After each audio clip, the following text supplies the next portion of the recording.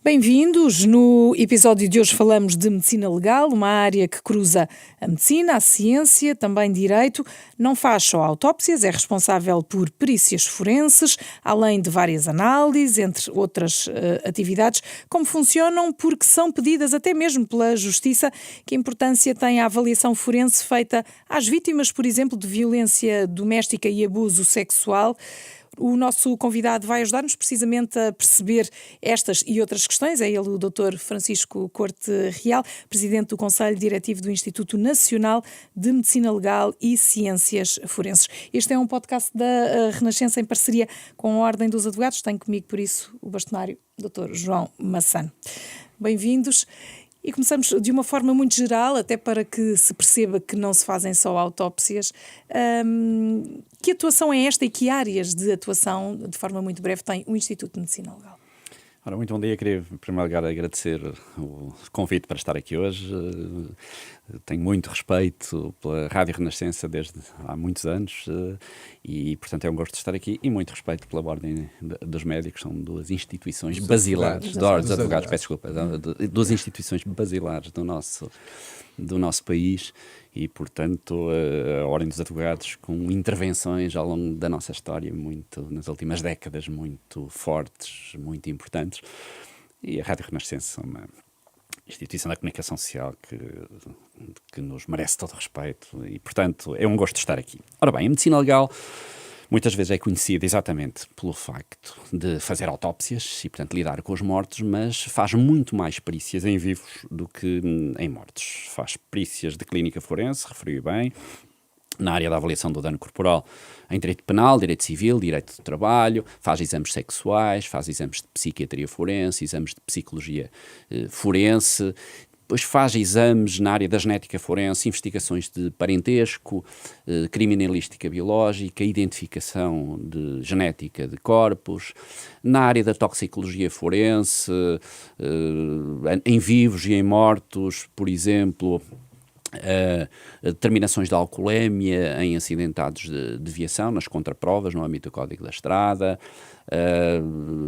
pesquisa de drogas, medicamentos, não apenas, como digo, como exames complementares nas autópsias, mas também em vivos, em situações, por exemplo, a avaliar o estado de toxicodependência.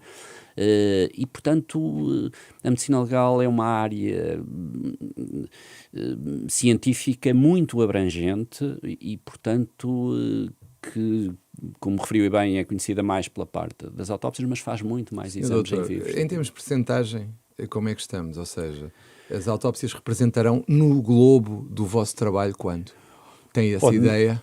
Nós fazemos por ano, neste momento, quase 300 mil perícias, cerca de 293 mil perícias, o número do final do ano passado, o que tem representado um aumento muito grande, porque no início do século tínhamos 80 e poucas mil perícias, portanto mais do que triplicámos, e portanto as autópsias são cerca de 10 mil por ano. Portanto, repare-se o número. Claro que depois temos exames complementares laboratoriais, também muitas vezes relativos às autópsias, mas em termos de autópsias... 10 mil. Cerca de 10 mil por ano. E desses 10 mil, quantos é que são crimes violentos? Olha, eu diria que aí talvez metade são mortes naturais. E os restantes serão mortes violentas, mortes de causa indeterminada. Nas mortes violentas nós temos muitos acidentes, não é? Como sabemos, em Portugal há muitos acidentes de viação, temos muitos suicídios também, temos menos homicídios. Portanto, Portugal, nesse aspecto, e até comparando com outros países, não é um país que tenha uma taxa de suicídio. Há uma coisa que as pessoas, doutor, há uma coisa que as pessoas perguntam muito, que é: porquê é que tem que fazer autópsia? Morreu em casa, foi doença natural. Repare, muitas vezes não temos a certeza se foi doença natural. Em primeiro lugar, quem decide é o Ministério Público. Quando é que tem que ser? Portanto, quem decide é o Ministério Público. Portanto, não é a medicina legal que decide quando se faz uma autópsia médico-legal, não é? Porque nós sabemos que há dois tipos de autópsias. As autópsias médico-legais são aquelas, digamos, judiciais, que é o Ministério Público que as determina. E depois há as chamadas autópsias anatomoclínicas ou anatomopatológicas, que são autópsias que dependem do consentimento do familiar, que são feitas nos hospitais, não são feitas pela medicina legal, e que servem, por exemplo, num caso de uma morte natural, para saber do que é que uma pessoa morreu. No caso das autópsias médico-legais, aquilo que a lei determina é que devem ser feitas quando não se tenha a certeza de que não houve crime.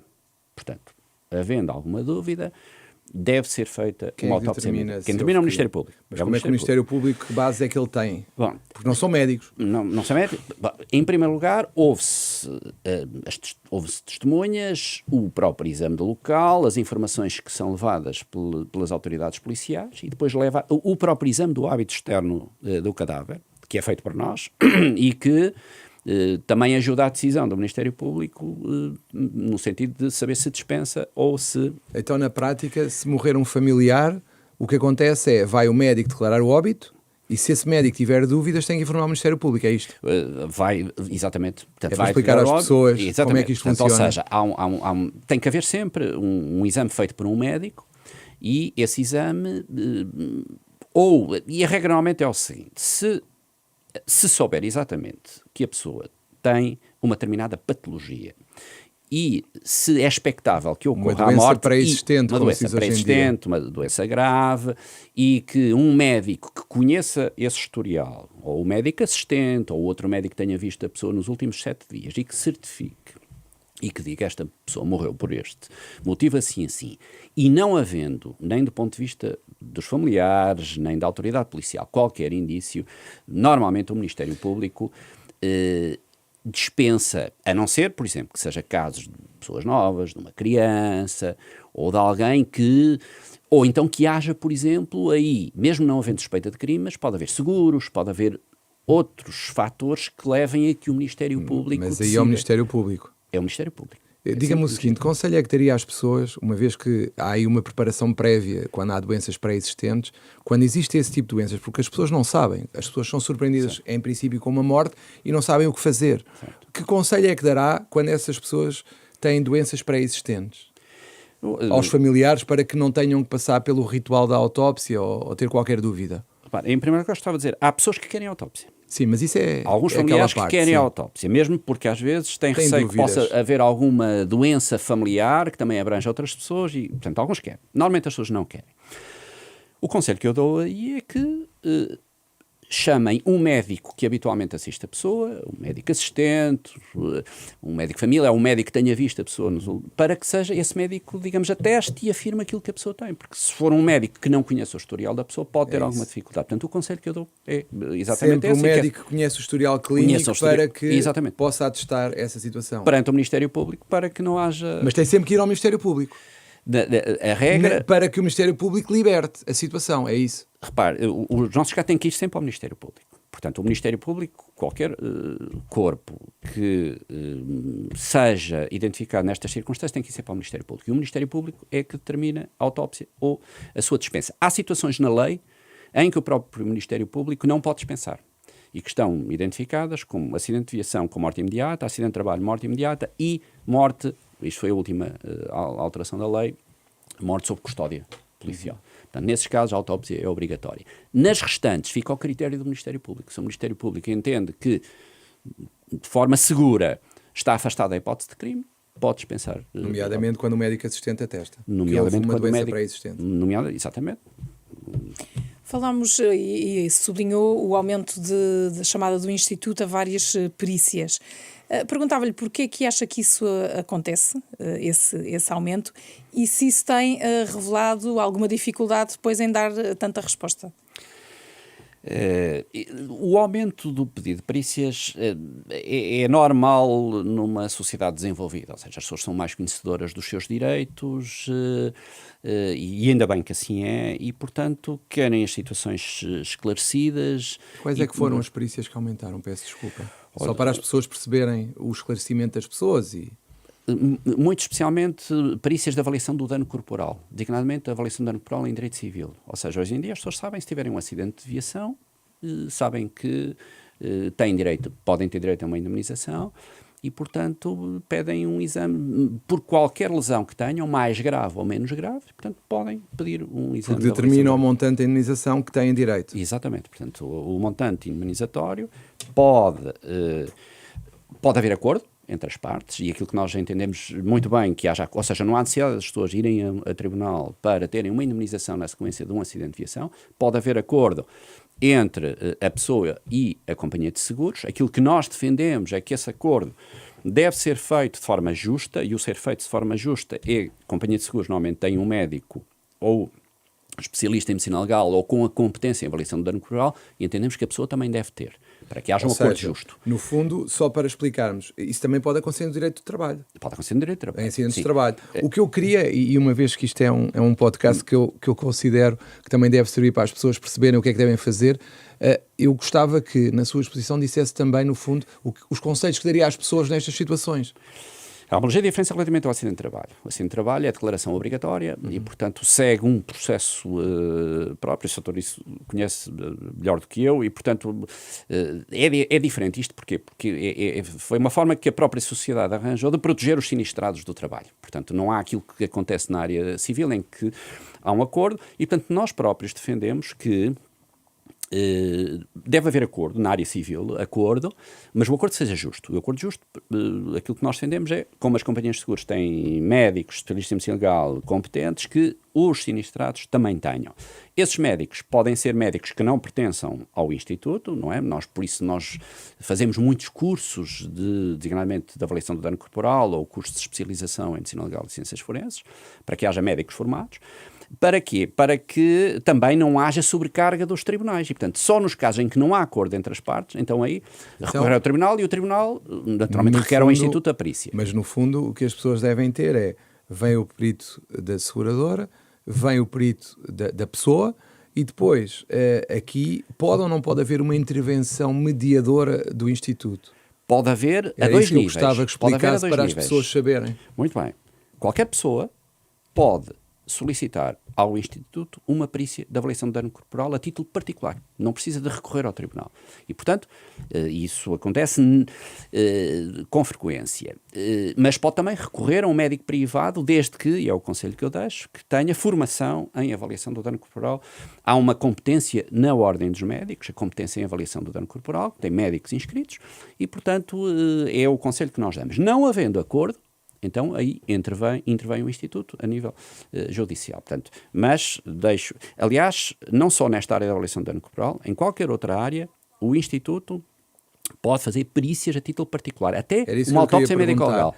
A vossa perícia a título particular, no caso dos danos na área civil, normalmente é aceito pelas partes ou não? Normalmente é aceito pelas partes. Agora, pode haver discordância da outra parte. Isso aí, aliás, a medicina legal vive da discordância, não é? Portanto, há sempre duas partes em litígio e há uma das partes que pode ficar menos satisfeita com o resultado. Portanto, é o normal, é a nossa vida, estamos habituados a isso. Não há nada de especial quanto a isso. E, portanto, não havendo acordo, vai o processo para o tribunal e o tribunal depois requer ao Instituto a realização. Mas aí as partes já têm a vossa avaliação, portanto já estão numa fase diferente. Exatamente. De solidez do processo. Exatamente. Se já houver, pode-me perguntar, mas isso acontece com muita frequência? Não acontece muito frequente. Então, as nossas perícias a título particular representam talvez 1%. As pessoas não sabem, por isso é que eu lhe perguntei. As pessoas não sabem, eu gostava que, por isso é que eu lhe pedi para explicar. Então a regra é, qualquer pessoa pode dirigir-se ao Instituto e pedir uma perícia a título particular, qualquer que ela seja. Não precisa até sequer dirigir, nós temos isso na nossa página da internet e, portanto, há modelos de requisição, as pessoas poderão fazê-lo. Naturalmente, há regras. Uma das situações em que mais frequentemente são pedidos exames a título particular são nas investigações biológicas de paternidade. E nós, por exemplo, temos a regra que, quando há um menor, em que o poder registral é do pai e da mãe, nós não fazemos uma investigação de paternidade a esse menor sem o conhecimento e o consentimento da mãe. Uhum. Muitas vezes o pai quer fazer uma investigação de paternidade. Ou vice-versa, não é? Ou vice-versa. Normalmente é o pai que quer fazer uma investigação de paternidade. Normalmente a dúvida está na paternidade e, portanto, é o pai que quer fazer. E muitas vezes às escondidas da mãe. Nós não fazemos porque entendemos que alguém tem que proteger os direitos e os interesses daquela criança e, portanto, poderia o pai até, sabendo o resultado do exame, se desse uma exclusão de paternidade, depois vingar-se, retaliar sobre a mãe ou sobre a criança e, portanto, nós não fazemos. Portanto, é uma regra interna do Instituto. Se há litígio, então que se recorra ao tribunal, porque aí, naturalmente, o tribunal irá defender. E é uma situação mais evidente, que tem sido mais evidente nos últimos tempos? Acontece muito, já desde há bastante tempo. Não tem havido aumento. É constante. Não se nota assim um aumento. Apesar de nós também entendermos, se há dúvidas sobre a paternidade de uma criança, essas dúvidas devem ser esclarecidas logo após o nascimento da criança, porque é totalmente diferente esclarecer essas dúvidas quando a criança tem 1 mês, ou 2, ou 3, do que estar à espera que a criança tenha 4, ou 5, ou 6, ou 7 anos, e depois dizer, olha, afinal o teu pai não é este, é outro. Portanto, nós até achamos, havendo acordo entre o pai e a mãe, que se esclareça quem é o pai logo de início. Mas tem que haver acordo, não é às escondidas de uma das partes. Eu só queria, antes de passarmos às próximas perguntas, Liliana, porque isto é uma coisa que nos aparece muito em tribunal, era que explicasse a vossa intervenção nos acidentes de trabalho, que também é muito questionada. E enumerando, que era porque começámos com as tais perícias corporais, não é? Que referia, falámos destas de paternidade e estas da área laboral também são muito. Ora bem, nós já na área laboral intervimos fundamentalmente em 2 situações. Fazemos o primeiro exame, que nós chamamos de exames singulares, é um exame completo de avaliação do dano corporal, que tem, digamos, danos temporários e depois tem os danos permanentes, temos uma tabela e, portanto, intervimos a esse nível. E depois, habitualmente, não havendo acordo, há aquilo que nós onde temos a intervenção numa segunda fase, na junta médica. E a junta médica é constituída por um perito que representa ao tribunal, que é indicado por nós, perito independente, perito médico independente, e depois um perito das partes, normalmente um perito da companhia de seguros e um perito representante do sinistrado, que às vezes não apresenta médico. E, portanto, às vezes nós também ajudamos os tribunais a identificar médicos que tenham um curso, preferencialmente que sejam externos ao Instituto, porque aí é muito importante que não haja conflitos de interesses nessa área e, portanto, um médico que representa o sinistrado. Portanto, temos aí intervenção a esse nível. Normalmente são aquelas 2 maiores intervenções da nossa parte. E os top 3, portanto, além desse, o que é que, a nível de perícias, que era aquilo também que falávamos, o que é que surge mais? Olha, a nível de perícias, depois temos as perícias, já falámos nas perícias de avaliação de dano corporal em direito civil, já para efeitos de pedidos de indemnização, em direito de trabalho, e temos a avaliação de dano corporal em direito penal, em direito criminal. E aí temos muitas, essas são diárias, ou seja, agressões. Temos o drama da violência doméstica. Nós temos todos os dias casos de violência doméstica. E muitos. É um drama. E muitos casos de violência doméstica. E repare, é algo que é confrangedor, porque temos situações de pessoas que há anos que estão a ser vítimas de violência doméstica, muitas vezes de forma grave, às vezes violência física, muitas vezes violência psicológica. Nós, inclusivamente, criámos um grupo para estudar os efeitos psicológicos nas vítimas de violência doméstica. Criámos normas orientadoras para que os nossos peritos abordem estas vítimas, tendo sempre muita atenção a estes aspectos psicológicos. E essas orientações são recentes? Têm cerca de 2 anos, talvez. É um tema que nós, a questão da violência doméstica, abordamos em praticamente todos os nossos cursos, todos os nossos congressos, todas as reuniões científicas. Portanto, é um drama nacional. Porque tem ali uma dupla observação, ou seja, há uma pessoa que é preciso acalmar, mais do que outras avaliações e outras perícias. Há aqui uma diferença entre aqui o trabalho que têm que fazer e algum conforto que tenham que dar à pessoa que lá está. Qual é que é a diferença em relação a outros trabalhos?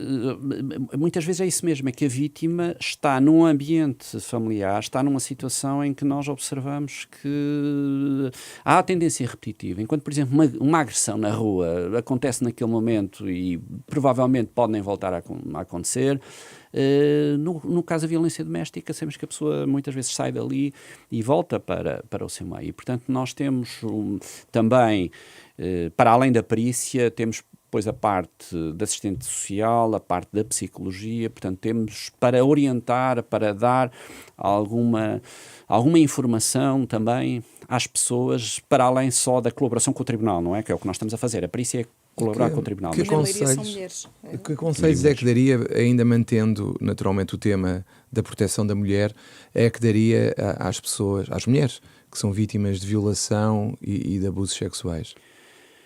Repara, olha, aquilo que o conselho que damos é que rapidamente façam uma perícia médico-legal, independentemente daquilo E onde é que que vai podem ser. fazer Podem fazer também? no Instituto. Podem fazer E no se Instituto. não tiverem Nós acesso ao Instituto, há outro sítio onde possam fazer? Nós temos até serviço de urgência 24 horas por dia, em Lisboa, Porto e Coimbra.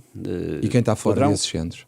Quem está fora destes centros, nós temos feito formações também nos hospitais, porque nós temos gabinetes médico-legais espalhados pelo país, temos uma rede, aliás o Instituto é constituído pela sua sede em Coimbra, pelas delegações em Lisboa, Porto e Coimbra, e depois por uma rede de 27 gabinetes médico-legais e forenses espalhados pelas principais cidades do país, que normalmente funcionam em horário, digamos, laboral semanal, mas as pessoas podem sempre recorrer aos serviços de urgência. Há protocolos celebrados então, entre o qualquer Instituto. serviço de urgência está apto a fazer esse tipo de perícias? Qualquer serviço de urgência deve fazer esse tipo de perícias. Ou seja, devem ficar registados as provas periciais que possam permitir depois, independentemente daquilo que seja o seguimento do processo e aquilo que a pessoa faça ou não faça, deve haver porque só esses registros já pode ajudar as pessoas. Já o facto de saber que está registado, independentemente daquilo que depois seja a consequência no tribunal, e só isso já pode ajudar a vítima. Então, só para ser claro, qualquer vítima, independentemente de querer ou não apresentá-la a qualquer participação criminal ou queixa, pode fazer a recolha de provas. Perfeitamente. A lei própria, a lei das perícias médico-legais estabelece isso. E, portanto, repare, há provas que se perdem em muito poucas horas. Quanto por tempo? exemplo, Concretize só as horas, por favor. concretizando, crimes sexuais em que haja vestígios biológicos podem-se perder em muito poucas horas. É difícil, normalmente a literatura internacional fala na questão das 72 horas. Eu não costumo referir as 72 horas porque depende muito daquilo que a vítima faz. Se a vítima se lava, se deambula e tudo isso, se calhar ao fim de 12 horas já pode ser difícil ter vestígios. Por outro lado, já tivemos, recordo-me de ter lido um artigo há pouco tempo atrás de uma vítima que estava internada, que foi violada e ao fim de 7 dias ainda foi possível identificar o sêmen do agressor. Portanto, não há propriamente um prazo. Agora, é uma questão de horas. Para a colheita de vestígios biológicos, muito rapidamente, o mais rápido possível. Diria que, por exemplo, 48 horas é seguro que ainda há vestígios? Pode não haver, lá está. Depende Então muito daquilo que a 24 pessoa horas, vê. reduzimos o não, prazo eu não a posso seguir. Não, mas para ser seguro que ainda há vestígios... Se a pessoa não tomar depende, banho se assim, a pessoa como se diz lavar, o doutor, não é se a porque pessoa essa é não uma tomar banho, tendência. Depende muito daquilo que a pessoa faz, não é? Se a Claro. pessoa vai tomar banho a seguir, e podem-se acabou- perder os podem-se vestígios. perder, claro. Depende de onde estão os vestígios. Repare-se, por exemplo, se os vestígios estiverem dentro de cavidades corporais, ou a nível vaginal, ou a nível anal, pode permanecer mais horas. Se o vestígio estiver, por exemplo, na pele, se a pessoa for tomar banho, Claro. ao fim de 1 hora podem-se Ou perder os seja, vestígios. o que podemos concluir é que nunca tomar banho para fazer a recolha. Ora, esse era o conselho que eu, ainda bem que me faz essa pergunta, que era, primeiro, muito rapidamente recorrer a um serviço médico-legal ou, não sendo possível, a um serviço de urgência. Depois, em segundo lugar, preservar os vestígios. Não tomar banho, guardar a roupa que estava a utilizar no momento, roupa interior, designadamente, e, portanto, não tomar banho, ou seja, dirigir-se o mais rapidamente possível a um serviço médico-legal ou a um serviço de urgência de um hospital, preservando os vestígios. Esse é o conselho que eu dou. Independentemente depois de tudo o resto, se há queixa, se não há queixa, tudo o resto que está para a Mas frente. perguntava-lhe, as pessoas quando chegam ao Instituto vão com todos esses cuidados, neste caso? Às vezes não. Às vezes não. E repare, e até há alguns estudos interessantes que mostram, por exemplo, até umas diferenças de comportamento entre alguns países do norte da Europa, em que as pessoas às vezes são mais conhecedoras daquilo que têm que fazer para preservar os vestígios, do que às vezes no sul da Europa. Repare, porque às vezes, erradamente, as pessoas não recorrem de imediato à medicina legal porque há aquele sentimento, que eu volto a dizer, errado, de culpa. Por exemplo, há pessoas que às vezes achavam que não deviam ter saído à noite, ou não deviam ter posto saias mais curtas, não deviam ter apanhado a boleia de ninguém. Não se deveriam ter colocado a jeito, como se diz muito. E isso faz com que às vezes as pessoas tenham alguma relutância em se dirigir rapidamente, em fazer a queixa rapidamente, o que é errado, porque isso era bom que se diga aqui, nada justifica um crime sexual. O facto da pessoa apanhar uma boleia, sair mais tarde, ir com saias curtas, seja o que for, nada, ou de cote, seja o que for, nada justifica um abuso sexual. Quem é que vos chega todos os dias? Na maioria são mulheres, que era aquilo que estava a dizer? E de que idade, já agora? Aparecem de todas as idades. desde crianças muito novas, muitas às vezes é difícil de compreender. Crianças muito novas são levadas pelos pais, ou não? Às vezes levadas pelos pais e outras vezes, por exemplo, pela escola, quando, por exemplo, um professor suspeita que uma criança está a ser vítima ou de abuso sexual ou de maus tratos também. E aí, normalmente, nós rapidamente, quando nos chega uma situação dessas, nós contactamos o Ministério Público para que nos, digamos, autorize. E é muito frequente os professores fazerem esse tipo de sinalização? Não é muito frequente, mas acontece. Vai acontecendo. Portanto, e ainda bem que assim é. E as crianças, quando vão só com professores ou há outras entidades que levam as crianças para esse tipo de perícias? Normalmente, ou o professor, ou, por exemplo, um assistente social de uma escola. Portanto, não é só professores, mas são mais os professores que estão em contacto com as crianças, suspeitam e, portanto, estão alertas para isso, ainda bem que assim é. E, portanto, isso acontece eu não digo que seja muito frequente, que nos aconteça todos os dias, mas acontece com relativa frequência. E isso é importante por causa da questão da perda de vestígios. Falávamos há bocado da questão dos vestígios biológicos, que é uma questão de horas, mas depois a questão dos vestígios físicos, das equimoses, portanto, as nodas negras, as escoriações e tudo isso. E isso eu não diria que é aquele espaço de 1 hora ou 2 ou 3, como é importante nos vestígios biológicos, mas é importante, e o Sr. há bocado perguntava em termos de prazo, sei lá, eu diria que em 24, no máximo 48 horas, que as pessoas recorram ao serviço médico-legal para que fiquem registadas as escoriações, as equimoses e tudo isso. Portanto, em suma, o conselho que eu deixaria é rapidamente as pessoas recorram e depois decidam o que fazer. Que a dúvida no que fazer, se denunciar um familiar ou não, essa dúvida que fique, se as pessoas assim o entenderem, que fique para depois, mas que fique registado, colheitas dos vestígios, porque se não fizerem, depois, passado uma semana, já pode ser tarde. Não vai haver prova. Já não vai haver prova. Falando desse pormenor também, e que diz que cada vez mais chegam os tais menores, estamos a falar de 4 anos e que já falam, casos até anteriores.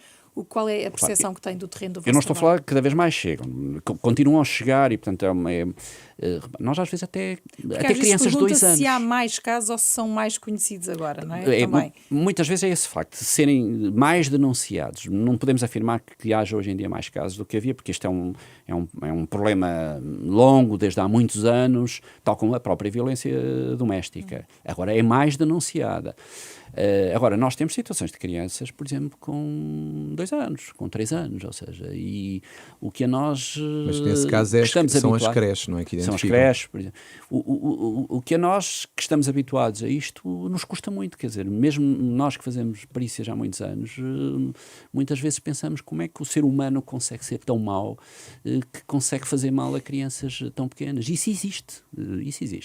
E, portanto, a nossa obrigação é, sem aquilo que nós chamamos de revitimização, ou seja, com todo o cuidado para que a criança não seja exposta a um ambiente hostil e, portanto, por isso há salas de acolhimento que temos, há forma de fazer a entrevista, de colocar a criança à vontade, muitas vezes está a mãe estar presente, a criança poder estar ao colo da mãe, mas que isso não prejudique a colheita de vestígios, ou seja, que nunca se atrase um exame para que não haja, digamos, delonga e perda de vestígios. Eu muitas vezes digo, esta fase é mais importante do que a fase laboratorial, porque os laboratórios, as pessoas já sabem exatamente aquilo que devem fazer. Por exemplo, desculpe-me interrompê-lo, já agora pegamos num caso de atualidade, aquele caso dos abusos sexuais numa creche aqui em Lisboa, na zona de Marvila, como é que vocês atuam nestes casos, por exemplo?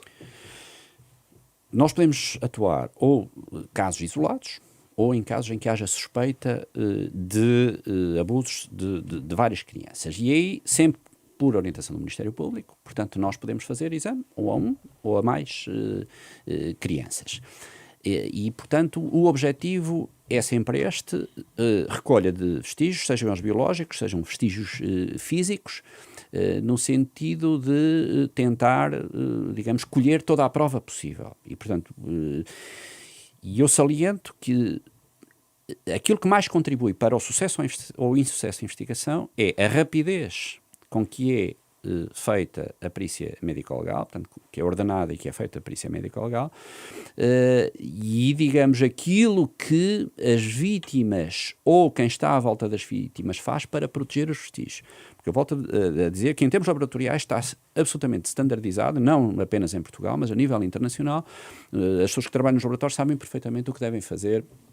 Há sociedades científicas muito ativas, com muitas orientações, portanto aquilo que se faz nos nossos laboratórios é o que se faz nos laboratórios em qualquer outro país do mundo ocidental e, portanto, o sucesso ou o insucesso da investigação destes casos está na fase inicial.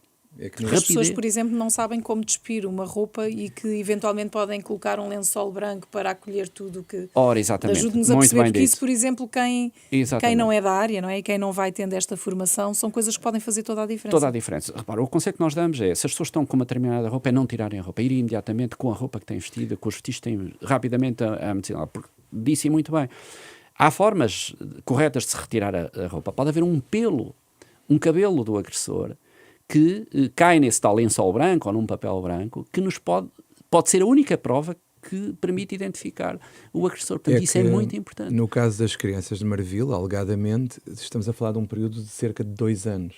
E aí é mais difícil o vosso trabalho, não? Aí é mais difícil. E é preciso também perceber uma coisa, e nós, muitas vezes, especialmente para os juristas, para os nossos alunos de Direito, dizemos muito o seguinte, que é o facto da medicina legal não encontrar uma prova, não significa que não tenha havido, por exemplo, um abuso sexual numa criança. Exatamente pelo que o Sr. está a dizer, e muito bem. Casos mais antigos pode não haver uma única prova. Isso não significa que não tenha havido abusos sexuais. O que significa é apenas que não é possível comprovar. Porque a medicina legal é assim que funciona. A medicina legal só pode concluir aquilo que objetivamente puder comprovar. Se não puder comprovar, não pode concluir que houve. Agora, isso não significa que não tenha ocorrido o abuso. O que significa é que não há sinais físicos, não há vestígios biológicos, não há nada. Repare, depois entra aqui uma outra área também que é muito relevante, que é a parte da psicologia e da psiquiatria forense.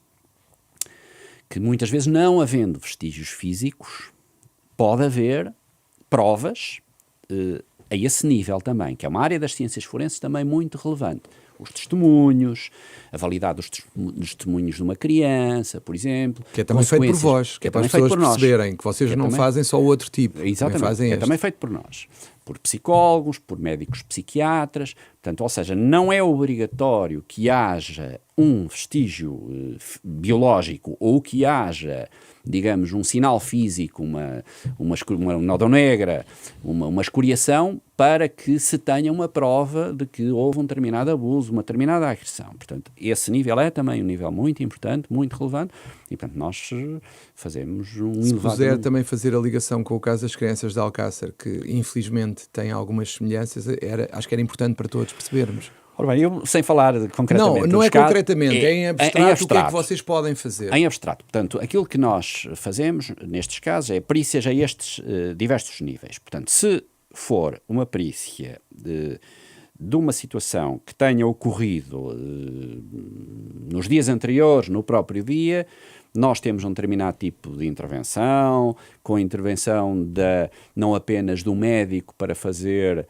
um exame de avaliação do dano corporal, o exame sexual, a parte da psiquiatria e da psicologia, a parte da genética se houver vestígios biológicos, a parte da toxicologia para que se uma determinada criança estiver sujeita a uma determinada droga que lhe tenham dado, tudo isso pode ser feito. Se estivermos a falar de situações que ocorreram já há 1 ou 2 ou 3 anos, então aí, naturalmente, esta parte da genética, esta parte da toxicologia terá menos relevância, porque à partida, a não ser que sejam ações continuadas, isso aí poderia ter, mas se não, deixa de haver, e entra se calhar com maior relevância se no exame de avaliação de dano corporal já não houver sinais físicos, entra a parte, valoriza-se mais a parte da psiquiatria e com o apoio da psicologia também. Portanto, casos. Ou seja, nós não podemos dizer que na área da medicina legal, ciências forenses, umas áreas sejam mais importantes do que outras, depende do caso. Aquilo que nós dizemos sempre é que elas têm que trabalhar em conjunto. Portanto, não posso dizer que uma é mais importante que a outra, que a psiquiatria é mais importante que a antropologia, ou que a genética é mais importante do que a toxicologia.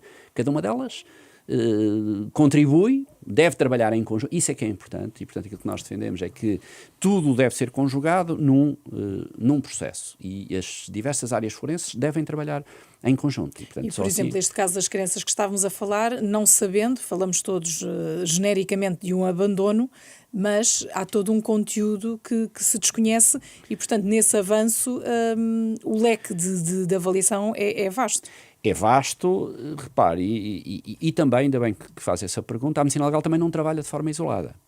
A medicina legal trabalha em conjunto com a investigação criminal, com a Polícia Judiciária, por exemplo. Trabalhamos muitas vezes em conjunto com a Polícia Judiciária e, portanto, há informações outras que podem contribuir para o processo. Há, muitas vezes, dependendo dos casos, e, portanto, falando de forma abstrata, informações testemunhais, exames do local. Tudo isso é reunido, deve ser reunido e, portanto, é obrigatório que cada instituição, neste caso, deve trabalhar em conjunto com outras. Estão bem delimitadas as áreas de intervenção de cada uma e, portanto, cada uma ajuda-se. Falando agora das polícias, sente que as nossas polícias estão melhor preparadas também elas para recolherem os primeiros vestígios? Muito melhor. Aquilo que se fazia há 20 anos atrás e aquilo que se faz hoje, e há bocado falávamos nas questões de formação, tem havido muita formação também nas diversas polícias e, portanto, aquilo em termos de recolha de vestígios, por exemplo, todos os anos já há formações, mais do que uma formação anual. Mas notam-se menos erros no terreno? Muito menos. Há uma diferença muitíssimo grande entre aquilo que se fazia há 20 anos atrás e aquilo que se faz agora. Por regra, hoje em dia, todos aqueles que colhem vestígios, colhem-nos de forma correta e repara, até porque as pessoas estão cientes, não é? Sabemos que há em Portugal, por exemplo, uma base de dados de perfis de ADN, que partilhamos os nossos perfis também com outras bases de dados europeias, que têm tido já muitos casos de sucesso em que há coincidências e, portanto, tudo isso depende, volto a dizer, especialmente da qualidade da colheita. Porque... E temos enviado a informação para essa base de dados? Ela tem, e mesmo da Justiça, a enviar informações para lá? Sim, têm sido enviados perfis. A base de dados tem vindo a crescer progressivamente. A nossa legislação nesse âmbito é muito restritiva, eu diria assim. Portanto, comparando com muitas legislações a nível... Mas o restritiva não é no sentido nem é positivo nem negativo. É o que é e, portanto, legitimamente a Assembleia da República foi assim que criou a nossa base de dados e, portanto, eu não digo que está bem, está mal, é como está. E, portanto, a nossa base de dados, por exemplo, relativamente aos condenados, estabeleceu que devem ser inseridos condenados por uma pena igual ou superior a 3 anos, por despacho, mediante despacho judicial. E, portanto, todos os casos em que haja um despacho judicial são inseridos. A legislação já foi revista recentemente, por exemplo, anteriormente os vestígios encontrados em locais de crime necessitavam de um despacho do Ministério Público para serem inseridos. Hoje em dia já não é necessário. Os laboratórios do Instituto Nacional de Medicina Legal e Ciências Forenses e o Laboratório de Polícia Científica da Polícia Judiciária já podem inserir diretamente. Portanto, determinam o perfil, podem inseri-lo, comunicam ao Ministério Público, o Ministério Público, se entender que não deve ficar o perfil, manda retirar. Portanto, a nossa base de dados tem vindo progressivamente a crescer e, portanto, já auxiliou muitos processos nacionais e muitos processos a nível internacional. Porque a base de dados funciona da seguinte maneira. Vamos supor que há uma violação na Alemanha. Colhe-se o perfil do sêmen na vítima de violação, identifica-se o perfil genético, coloca-se na base de dados da Alemanha. Vamos supor, não está lá o perfil. A Alemanha envia para todos os países europeus o perfil e tem que haver uma resposta automática, num prazo máximo de 15 minutos, é isso que está estabelecido, dia ou de noite, em que os outros países vão responder se esse perfil já existe em alguma das bases de dados. Vamos supor que nós, em Portugal, dizemos, está cá o perfil. Depois, há o chamado segundo passo, em que as autoridades alemãs vão pedir às autoridades portuguesas o nome do indivíduo, o historial dele, onde é que ele está, tudo isso. Bom, e a legislação portuguesa determina que as informações, os dados pessoais, são enviados mediante um despacho do juiz da comarca onde está sediada a base de dados. Está em Coimbra, portanto é o juiz da comarca de Coimbra que despacha, autoriza sim ou não o envio dos dados pessoais. E portanto é assim que tem funcionado. Há algum tipo de crimes que tenham um tratamento especial? Não ou há... Ou são todos tratados por igual? A lei determinou que... Isso é uma boa questão, porque há muitos países em que as bases de dados foram constituídas, digamos, por aquilo que nós chamamos de crimes por catálogo. Ou seja, dizem os crimes, terrorismo, crimes sexuais, homicídios, portanto, estabelecer um catálogo de crimes. A opção portuguesa não foi essa, a opção portuguesa foi crimes com pena igual ou superior a 3 anos e, portanto, independentemente do tipo de crime, até pode ser um crime de natureza económica, por exemplo, é inserido. Portanto, foi a opção da Assembleia. Regressando às perícias, temos também um caso mediático que tem tornado esta palavra perícia muito presente no dia-a-dia e que estamos a falar, neste caso, do caso que envolve Ricardo Salgado. Quais são os critérios e como é que se consegue definir se uma pessoa tem ou não tem aquela doença, neste caso Alzheimer? É ou não fácil? Que grau de fiabilidade? Estamos a falar numa percentagem grande, pequena, porque depois isto é uma informação muito importante para a justiça e as perícias também têm esse valor. Ou seja, podem ser feitas como já explicámos e podem não ter qualquer consequência legal, mas há muitas que são precisamente pedidas para essa consequência e avaliação legal. E já agora, se me permite acrescentar à pergunta também uma situação que é... Eu li um livro muito interessante em que alguém fazia uma experiência de se fazer passar por alguém com problemas mentais e tinha conseguido enganar vários hospitais. A questão que eu lhe coloco, se isto é fácil de fazer, no caso do Alzheimer. Não, a resposta é não. Portanto, ou seja, e mais uma vez falando em geral, em abstrato, há muitos testes de designadamente de natureza psicológica exatamente para apanhar essas circunstâncias. Repare, nós na área da medicina legal, e não apenas nesta área, em todas as áreas da medicina legal, nós sabemos que há duas partes em litígio e que pode haver a tentativa de nos enganar. Portanto, nós estamos habituados a isso, somos formados nisso, conhecemos em qualquer área. Até na própria identificação de uma pessoa. Já não é a primeira vez, por exemplo, que em vez de vir um pertence-pai para uma investigação de paternidade, falta naquele dia para vir no outro dia, vem um amigo em vez dele para ver se há uma exclusão de paternidade. E, portanto, nós temos formas também estamos preparados para isso. Bom, no caso em concreto, e falando em abstrato, uma vez mais... Falando do Alzheimer mesmo, da situação do Alzheimer. Falando do Alzheimer. Só do Alzheimer. Há testes psicológicos que fazem, por exemplo, perguntas de várias formas, às vezes a mesma pergunta, mas feita de uma outra maneira, perguntas relativamente à memória antiga, memória recente, ou seja... Eu gostava que explicasse a questão da memória antiga e da memória recente para as pessoas perceberem. Vamos deixar o doutor também explicar mais amplamente, para ver se conseguimos. Há testes que estão preparados para tentar exatamente apanhar esses casos de pessoas que estão a tentar simular e que estão a tentar enganar a perícia. Portanto, isso é algo que é muito estudado há muitos anos e, portanto, há testes que são preparados exatamente com esse fim. E porquê? Porque quando há, por exemplo, perda de memória, a perda de memória muitas vezes tem determinadas características. E, portanto, por um lado, os nossos exames psiquiátricos, não é? Porque normalmente isto é normalmente atribuído à psiquiatria, normalmente é um médico psiquiatra que tem este exame, depois pede exames complementares. E designadamente na área da psicologia, com muitos testes. Portanto, há muitos testes que avaliam exatamente, que fazem perguntas, fazem desenhos, por exemplo, para tentar perceber se a pessoa está efetivamente com perda das suas capacidades cognitivas ou se está a falsear o exame. Depois, em segundo lugar, muitas vezes são feitos exames toxicológicos. Para quê? Para ver se a pessoa voluntariamente não ingeriu uma substância que lhe cause algum transtorno das suas capacidades intelectuais no momento do exame. Portanto, fazemos também, muitas vezes, exames toxicológicos para ver medicamentos e outras substâncias que as pessoas estejam a tomar. E depois, se necessário for, também, dependendo da situação, se houver uma patologia da área da neurologia, também pode intervir um médico especialista em neurologia.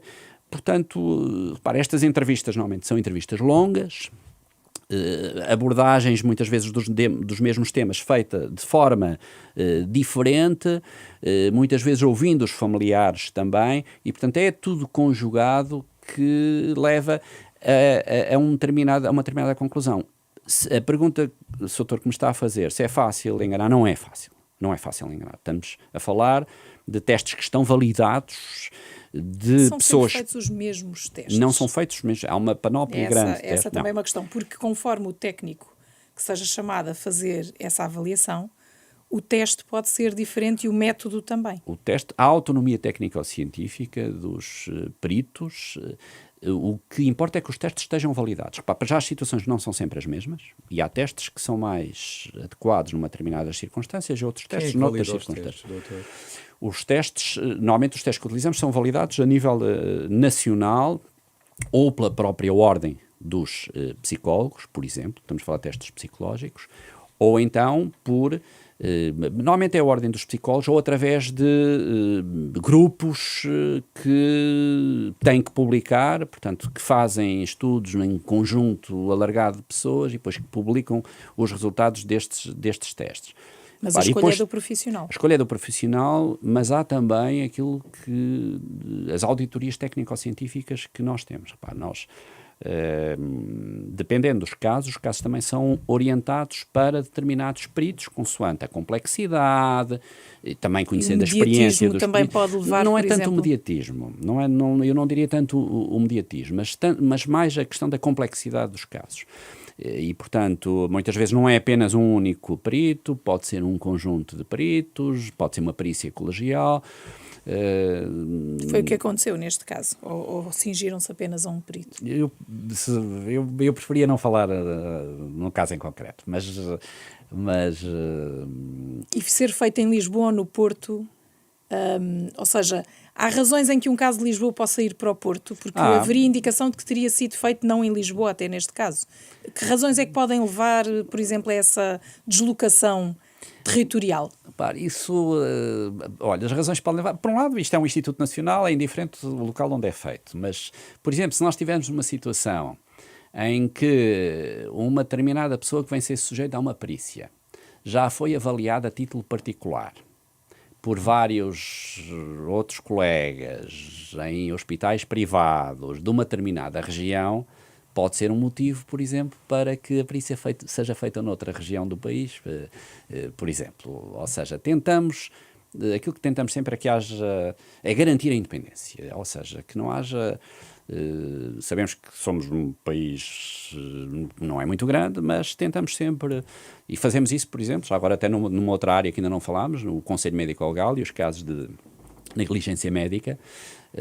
A nossa regra é quando há uma queixa contra um determinado médico, por exemplo, de Coimbra, há sempre um conselheiro que seja ou de Lisboa, ou do Porto, ou de outro sítio do país, mas de fora da região centro. Quando é uma queixa contra um médico aqui de Lisboa, por exemplo, temos alguém de Coimbra ou do Porto, portanto temos essa regra de... Esse cuidado. Temos esse cuidado, sim. E olhando para esses conteúdos e as várias considerações que resultam das análises, das perícias que são feitas, como é que se consegue dizer se uma pessoa está ou não em condições de ir para uma prisão?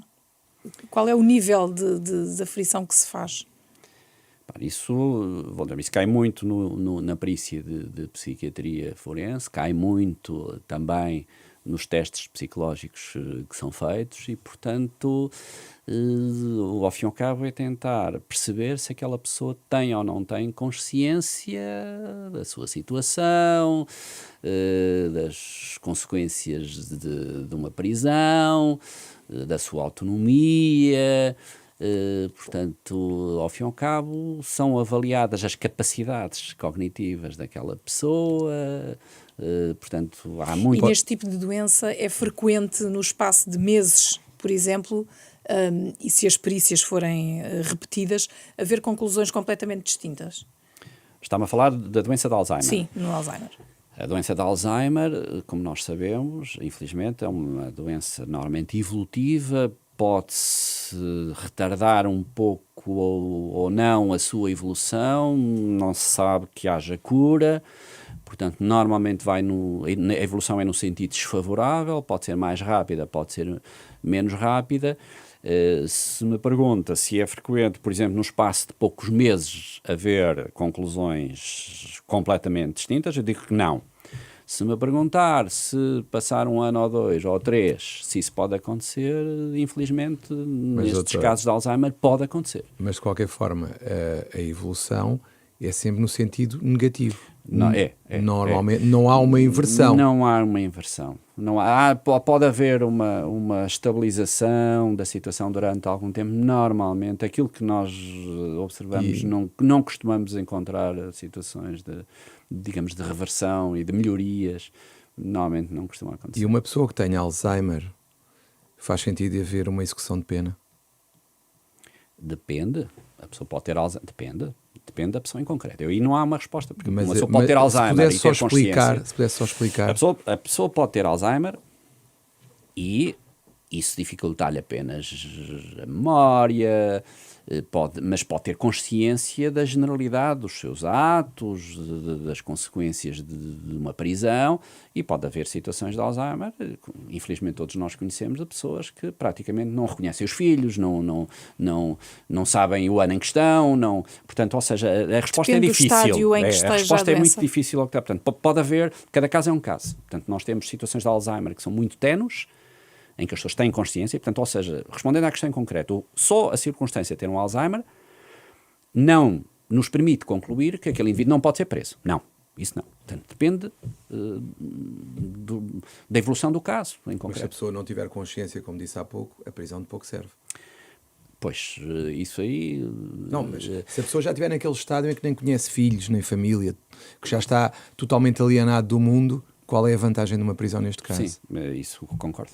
Numa situação dessas, concordo. Portanto, é feita a avaliação se de facto faz sentido ou não e se há reabilitação da pessoa precisamente com essa pena, ou se há essa percepção. Repare, eu estou a dar a opinião pessoal porque eu entendo que este tipo de conclusões não deverão ser da medicina legal, ou seja, deve ser o magistrado que, face à informação que a medicina legal está, conclui se a prisão deve ou não ser utilizada. Ou Mas seja, é um nós dos aí temos pontos dificuldade. avaliados, ou não? Sim. Porque, por exemplo, se num relatório vem expresso que de facto a pessoa não fará sentido essa medida porque a pessoa não tem percepção e não tem condições para, a medicina legal acaba por expressar isso. Acaba por dar a sua opinião ou pelo menos coligir os elementos que permitam ao magistrado tirar a conclusão. Sim, portanto a resposta é sim. Aliás, doutor, a pergunta da Liliana era no fundo a seguinte, se me permite só ser mais concreto, porque senão as pessoas não vão perceber a resposta. Qual é o peso do relatório do Instituto Nacional de Medicina Legal na decisão do juiz, normalmente? Da sua experiência prática. A minha experiência é que o peso é muitíssimo relevante. Portanto, normalmente aquilo que é feito nas nossas perícias normalmente é considerado, repare, estamos a falar, e porquê? Já agora tem uma razão.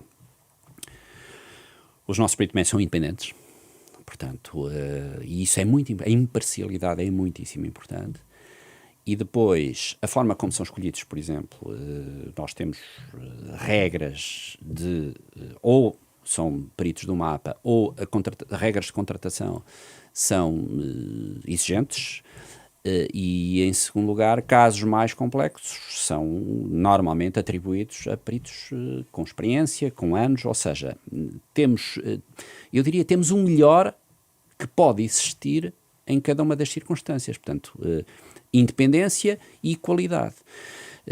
Mais do que isto não se consegue, não é? Portanto, e para nós é relativamente fácil, e portanto, porque também isto dever ser atribuído, e porque é que as perícias médico-legais são atribuídas ao Instituto Nacional de Medicina Legal e Ciências Forenses? Não é pelo facto do Instituto as querer, é pelo facto do Instituto ter melhores condições de saber a nível nacional, por exemplo, quem são os melhores, quem é que faz bem de perícias em determinada área. E naturalmente não se pode exigir a um juiz que saiba qual é um bom psiquiatra, não é? Compete muito mais ao Instituto saber dos seus colegas, portanto, quem é que são aqueles que são melhores, ou seja, é uma forma também de ajudar os tribunais. E, portanto, e a regra é fazer aquilo que é o melhor possível para aquela perícia. Dentro desse leque de profissionais que tem, dizia que tanto estão no Instituto como têm que ser requisitados e contratualizados fora dele. Como é que estamos nessa percentagem? Ou seja, tendo em conta o aumento de solicitações de perícias? Olha, nós temos vindo a aumentar progressivamente o nosso número de médicos. Portanto, quando eu iniciei funções no início de 2017, tínhamos 43 médicos no mapa do Instituto, na carreira médica de Medicina Legal, foram agora na carreira médica de Medicina Legal. Neste momento temos 81 e este ano vão entrar mais cerca de 10 médicos, portanto iremos ter cerca de 91 médicos. E, portanto, repare-se, em 10 anos, mais do que duplicámos o número de médicos. Claro que o número de perícias também tem vindo a aumentar. Quando eu iniciei funções, nós fazíamos quase 200 mil perícias, nós agora fazemos quase 300 mil perícias, 293 mil perícias. No espaço no espaço de 10 anos, mais ou menos no espaço de 10 anos. E, portanto... E esses que contratualizam são... Qual é mais ou menos o número? Sim, fora desse mapa. Os que contratualizamos, nós temos entre médicos e psicólogos cerca de 350 que temos contratados. E, portanto, como digo, os nossos critérios é qualidade e independência.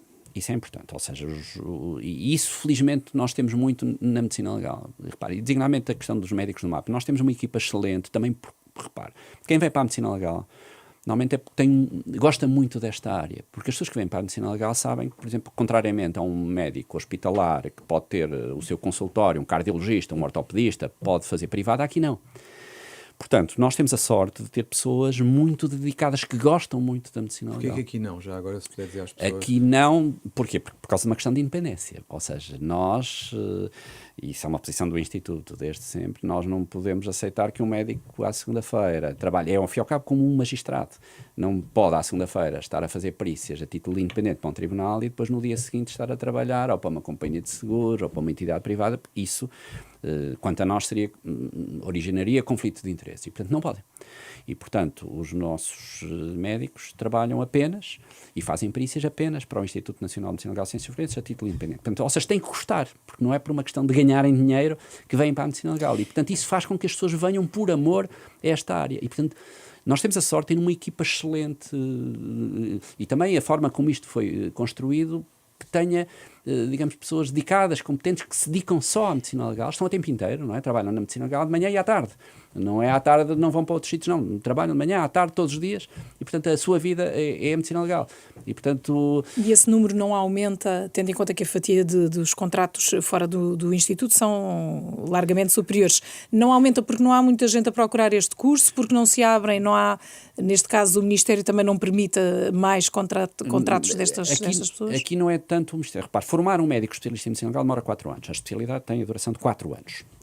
E, portanto, têm vindo a entrar progressivamente. Quem estabelece o número é a Ordem dos Médicos. Portanto, a Ordem dos Médicos é que diz quantos médicos, portanto, qual é a capacidade formativa. E ainda bem também, porque nós não poderíamos... A qualidade da formação também, se de repente tivéssemos muito mais médicos, isso... Portanto, os médicos entram para a medicina legal na sequência de um exame nacional. As pessoas podem escolher qualquer especialidade médica e, portanto, a medicina legal, apesar de estar dentro do Ministério da Justiça, também está integrada nesse grupo e, portanto, as pessoas podem escolher a medicina legal.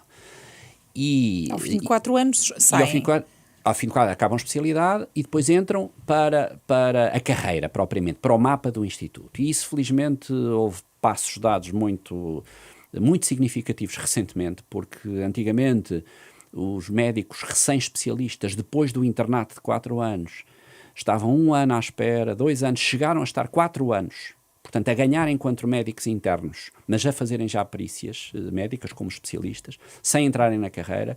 Isso causou um grande desconforto e foi um grande prejuízo para a medicina legal, mas felizmente não, tanto neste ano como no ano passado. O Governo tem autorizado rapidamente e, portanto, mal acabam. E, portanto, isso aconteceu nos últimos 2 anos. Isso foi muitíssimo bom e a medicina legal ganhou muito com isso. E, por outro lado, também houve um outro aspecto muito, muito importante, que foi as carreiras estavam estagnadas. Até o ano passado havia pessoas que tinham entrado para a medicina legal há cerca de 20, 25 anos e que estavam na base da carreira e toda a gente foi promovida. Todas as carreiras específicas do Instituto, não só médicos, especialistas superiores dos laboratórios, técnicos ajudantes, toda a gente. E isso foi muito bom para a medicina legal. E em relação à decisão deles entrarem ou não para irem reforçando mais, tal como dizia, o quadro do Instituto? este aspecto foi muito importante. Porquê? Porque agora as pessoas sabem que entrando para a medicina legal já não têm as carreiras estagnadas e, portanto, isso criou a atratividade para a medicina legal e, portanto, as vagas têm sido preenchidas. E, portanto, eu acho que este mecanismo de que em cada ano 7, 8, 9, 10... Progressivamente, sim, o quadro não está preenchido, portanto o nosso quadro anda a ser, portanto o nosso mapa tem cerca de 137, apesar de ter vindo a aumentar progressivamente, porque o número de perícias também tem vindo a aumentar, mas o número de médicos que está a entrar está a permitir que cada vez menos necessitemos de prestadores de serviços externos. E, portanto, o caminho é esse. Do quadro completo, quantos é que tem neste momento? Desculpe. Nós temos neste momento 81 no mapa e vão entrar mais 10, previsão para este ano mais 10, portanto ficaremos 91, portanto progressivamente... No quadro dos tais 137. Exatamente, pronto. E, portanto, progressivamente isto tem vindo a aumentar e portanto, nós... por um lado, também estamos a dar melhores condições de trabalho. Houve um grande investimento com o PRR, portanto, o PRR, conseguimos investimentos na ordem superiores a 12 milhões de euros e, portanto, com equipamentos de TACs em Lisboa, Porto e Coimbra, ressonâncias magnéticas, temos sistemas informáticos que são muito mais desenvolvidos do que aquilo que tínhamos antes, adquirimos até viaturas elétricas para, por exemplo, em casos de catástrofes, que às vezes tínhamos dificuldade em dar uma resposta rápida e em condições, e portanto... E isso já existe ou está previsto naquele que está em execução? Já existe, o PRR está a acabar, portanto nós temos uma taxa de execução de 99%, portanto só nos falta 1%, e portanto estamos aí nesse aspecto, estamos bem. E depois não foi só isso, nós estamos, por exemplo, o Porto estava a precisar de um edifício novo, aí está em fase inicial, portanto conseguimos, por um lado, apoio do Governo para a construção do novo edifício e também financiamento europeu, e portanto está nesta fase, o projeto já está pronto e portanto vamos construir no Porto a nova delegação do Norte, também que está muito... Quando é que se prevê a conclusão? Bom, considerando as obras públicas, nós sabemos que a conclusão é uma mera previsão. A nossa previsão são 4 anos. 4 anos. Portanto, ou seja, vamos ver se ainda é possível começar este ano. Portanto, estamos ainda só a ultimar uma questão relativa ao terreno e, portanto, começar este ano e a duração 4 anos. É isso. Há uma questão que eu lhe queria colocar e que tem a ver com a pressão que aumentou sobre o Instituto Nacional de Medicina Legal. É um bocadinho voltar atrás, mas gostava de ouvir a sua opinião, que é a questão de saber, por exemplo, se essa pressão não conduz a que muitos médicos façam perícias quase a metro para dar maior satisfação ao que é pretendido e que isso afete a qualidade das perícias, porque nós temos pessoas que fazem 2, 3 perícias por dia e temos outras que fazem 20, 30. Isso não é perigoso? Doutor, essa é muito boa questão.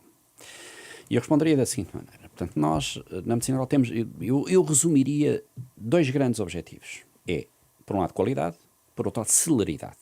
Nós estamos na área da justiça. Se nós não respondemos com celeridade, não estamos a fazer justiça. Portanto, a celeridade é uma questão essencial. E isso era um dos grandes problemas da medicina legal quando esta equipa começou. Portanto, nós tínhamos mais de 6.000 perícias em atraso quando começámos. Portanto, nós neste momento terminamos o ano com 560 pendências e, portanto, o caminho... Em quanto tempo? Só para as pessoas terem o lapso temporal? Quando começar foi o final de 2016, portanto, esta equipa entrou em janeiro de 2017, portanto, até o final do ano passado, portanto, de 2025. E como é que fizemos isto? Portanto, nós... com a Ordem dos Médicos, estabelecemos aquilo que nós chamamos de workload, mas podemos chamar a carga pericial, que é compatível com um horário, por exemplo, de 40 horas. E sabemos, por exemplo, que uma autópsia normal, com um relatório, deverá demorar, por exemplo, 10 horas. É mais ou menos isso que está estabelecido. E foi definido pela Ordem dos Médicos, ou seja, nem fomos nós sequer que estabelecemos, foi o Colégio de Medicina Legal da Ordem dos Médicos. E, portanto, nós mensalmente fazemos uma avaliação das pendências e sabemos qual é o workload de cada um dos médicos a nível nacional. Porque, repare, pode haver um médico que tenha pendências porque tem excesso de trabalho e então temos que retirar perícias.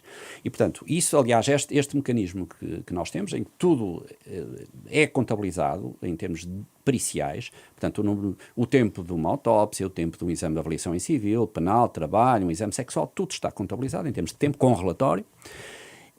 E está contabilizado também cargos dirigentes, a função de coordenar um gabinete médico-legal, ser diretor de serviço, tudo isso está contabilizado e, portanto, nós temos uma avaliação do workload, da percentagem, se trabalha 100%, ou menos 100%, ou mais 100%. Bom, e então, consoante isto, fazemos a gestão. E sabemos que quando há pendências com um determinado médico tem alguns atrasos, vamos ver, é processo de trabalho, qual é o problema?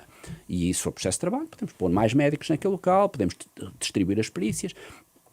E, aliás, este sistema que nós criámos, monitorizámos, até ganhou uma menção honrosa no Prémio de Políticas Públicas do ISCTE em 2019. Portanto, monitorizamos mensalmente, e só assim é que é possível nós gerirmos esta dimensão de perícias de quase 300 mil perícias. E, portanto, temos isto monitorizado e avaliamos em cada circunstância, quando há atrasos. E depois fazemos regularmente auditorias técnico-científicas. Avaliamos a qualidade dos relatórios. Por um lado, em primeiro lugar, todos os relatórios estão num sistema informático, portanto, eu, do meu gabinete, consigo ver todos os relatórios a nível nacional, acedemos no momento, e por outro lado, aleatoriamente, regularmente são feitas auditorias técnico-científicas por superiores hierárquicos. Deixe-me só introduzir um ponto. Falou muito nos atrasos e que controlam os atrasos. E a excessiva rapidez é controlada? Porque há pessoas que fazem relatórios em 1 hora. Eu gostaria de responder a essa questão do seguinte. Para mim, trabalhar rapidamente não significa trabalhar mal. Porque nós temos pessoas que trabalham rapidamente, trabalham bem, há aqueles que trabalham rapidamente, trabalham mal, há aqueles que trabalham lentamente e trabalham bem, e há os que trabalham lentamente e trabalham mal. Mas todos eles têm que cumprir o mesmo tempo para ouvir a vítima ou a pessoa, ou o que seja. Certo. Esses padrões não admite nenhuma regressão nesse tempo, repare, que tem que se dedicar à pessoa, exatamente, de facto, que está a ser avaliada. Desde que esta equipa começou, nós não alterámos uma vírgula dos modelos de relatório, das normas procedimentais, ou seja, a recuperação de pendências foi feita sem que se alterasse uma vírgula nas questões técnico-científicas. Isso é uma questão baseada. Portanto, tudo isto foi conseguido, e não foi conseguido pela equipa dirigente, é pelas próprias pessoas, não é? São os nossos médicos, são os nossos especialistas superiores de medicina legal que conseguiram isto, e, portanto, sem, volto a repetir, alterar uma única vírgula das questões relativas à qualidade técnico-científica. Pelo contrário, criámos muito mais normas, muito mais exigências do que aquilo que havia anteriormente. Agora, repare, nós estamos atentos, e o doutor perguntou bem, há situações dessas. E, portanto, aí, naturalmente, quando isso acontece, nós temos que intervir. E aí já tem acontecido. E já houve situações em que suspendemos pessoas, ou rescindimos contrato com algumas pessoas, até porque, relativamente aos prestadores de serviços, há o correspondente pagamento, em termos, não é? Isso está tabelado, portanto, cada perícia tem o seu valor, e, portanto, sempre que alguém ultrapassa aquilo que é habitual, esses casos são avaliados. Consegue dar-nos ideia? Por exemplo, no último ano, não sei se no último relatório se isso está expresso ou não, quantos casos é que foram detectados de excessiva aceleração do trabalho ou outras circunstâncias que sejam ilegais em relação ou dissonantes em relação àquilo que se prevê na postura dos técnicos que trabalham para o Instituto? Tivemos no último ano 2 casos. 2 casos. E foram os primeiros? Não. Não, já aconteceu no passado, em que suspendemos as pessoas. Um dos casos rescindimos, outro caso suspendemos. Uhum. Como é que se garante a independência de um prestador de serviços? Presumo que estamos a acabar, mas há pouco, quando falou, eu esqueci-me de colocar a questão, peço desculpa, mas falou da parte daqueles que estão em exclusividade no Instituto. E os que estão como prestadores, como é que se garante a independência? Essa é uma boa questão. Para já há uma própria declaração do próprio. Repare, nós não conseguimos garantir que um médico que estamos a contratar hoje, que no dia seguinte não vai fazer um contrato com uma companhia de seguros. Portanto, ou seja, se isso, repare, por um lado, temos isso nos contratos, que é imediata rescisão do contrato. E depois, repare, nós estamos num país que também não é tão grande quanto isso. E nós, os nossos médicos conhecem, vão aos tribunais, vão às juntas, e portanto, se virem lá um médico contratado pelo Instituto, por exemplo, no local onde ele está contratado pelo Instituto, a representar sinistrados ou a representar uma companhia de seguros, imediatamente isso é alertado. Este universo não é tão grande quanto isso, e portanto as pessoas conhecem-se e, portanto, repare, se o próprio não o disser, o doutor perguntei bem, há esse risco? Há. Isso há, e naturalmente que há. Agora, as pessoas também sabem que se alguma vez fizerem isso, não voltarão a ser contratadas pelo Instituto. E tem acontecido essa verificação e rescisão? Tem, já aconteceu, já, isso tem acontecido. Já até com numa situação até, por exemplo, de um médico do mapa do Instituto que, digamos, que foi obrigado a sair, por exemplo. Mas não são aquelas duas situações de que falávamos apenas. Não. Estes estão noutra contagem. Exatamente, repare, é absolutamente essencial que não haja conflitos de interesse nesta área. Repare, isso era deitar abaixo todo este esforço de centenas de pessoas que são independentes, que são imparciais. E financeiramente consegue-se agarrar estas pessoas? E ajudar a construir essa exclusividade, essa independência? Financeiramente é possível. Nós já nos articulamos com o Ministério da Justiça a fazer uma proposta de revisão da portaria de custos, porque já tem alguns anos e, portanto, em alguns casos está um pouco desatualizada e, portanto, iremos fazê-lo este ano. O nosso Ministério já nos deu o aval para enviarmos uma proposta no sentido de atualizar alguns valores, porque em determinadas áreas, especialmente de outras especialidades, que não próprio da medicina legal, porque a medicina legal, como digo, todos aqueles que entram todos aqueles que acabam a especialidade, portanto, entram para a especialidade e depois acabam a especialidade, têm ficado no mapa. Há lugares para ficarem no mapa, portanto, não há problemas de falta de vagas. Relativamente aos outros prestadores de serviços, em áreas áreas complementares, nós aí vamos propor uma revisão da portaria no sentido de aumentar um pouco o valor pago por polícia. Doutor, tem sentido saídas por desilusão financeira ou não? Se tem tido muitas? Não temos, como digo, há que ter gosto para vir para a medicina. É mais o gosto pessoal. As pessoas, quando vêm para a medicina legal, muitas vezes não é tanto por a questão financeira. Repare, porque quem vem, mesmo os médicos que vêm para a medicina legal, têm que se habituar ao litígio próprio dos tribunais, que é muitas vezes os médicos não gostam disso.